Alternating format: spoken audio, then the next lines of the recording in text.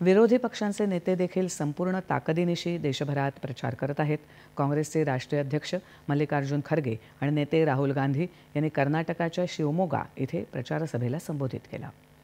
भाजपा नेते प्रज्वल रेवण्णा यांच्यावरील व्हिडिओ प्रकरणासंदर्भात राहुल गांधी यांनी पंतप्रधान नरेंद्र मोदी यांना लक्ष्य केलं। देशाचं संविधान नष्ट करण्याचा नारा भाजपाचे नेते स्पष्टपणे देत आहेत। संविधानातील आरक्षण आणि समानता भाजपा सरकारला नष्ट करायची आहे असा आरोप गांधी यांनी केला। पंतप्रधान नरेंद्र मोदी देशातल्या केवळ 22 धनाढ्य लोकांसाठी काम करत आहेत। देशातल्या जनतेचा पैसा त्यांनी या उद्योगपतींच्या खिशात घातला। उद्योगपतींचं 16 लाख कोटी रुपयांचं कर्ज त्यांनी माफ केलं आणि त्यांना अब्जाधीश बनवलं। मात्र काँग्रेस कोट्यवधी जनतेला लखपती बनवेल अशी ग्वाही त्यांनी दिली। संविधान में साफ लिखा है कि रिजर्वेशन होना चाहिए। ಈ ಸಂವಿಧಾನದಲ್ಲಿ ರಿಸರ್ವೇಶನ್ ಅನ್ನು ಬೇಕು ಅಂತ ಹೇಳಿ ಆಗಲೇ ओबीसी ಗೆ एससी एसटी ಗೆ ಬರೆದಿಟ್ಟಿದ್ದಾರೆ।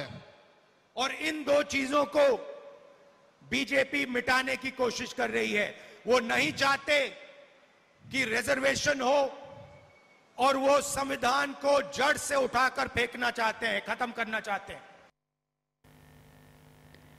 काँग्रेस सरचिटणीस प्रियंका गांधी यांनी छत्तीसगडच्या कोरबा इथे प्रचारसभेला संबोधित केलं।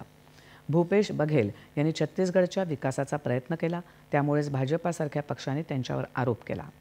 भाजपा नेते आणि पंतप्रधान मोदी आपल्या भाषणांमध्ये देशाच्या यशाचा, विकासाचा उल्लेख करतात, मात्र जनतेच्या समस्यांबाबत बोलत नाहीत। आपचे नेते अरविंद केजरीवाल यांच्या पत्नी सुनीता केजरीवाल यांनी गुजरातच्या भावनगर इथे रोड शो केला।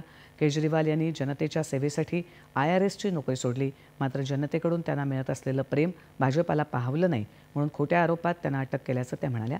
राष्ट्रीय जनता दलाचे तेजस्वी यादव यांच्याही अनेक सभा आज होत आहेत।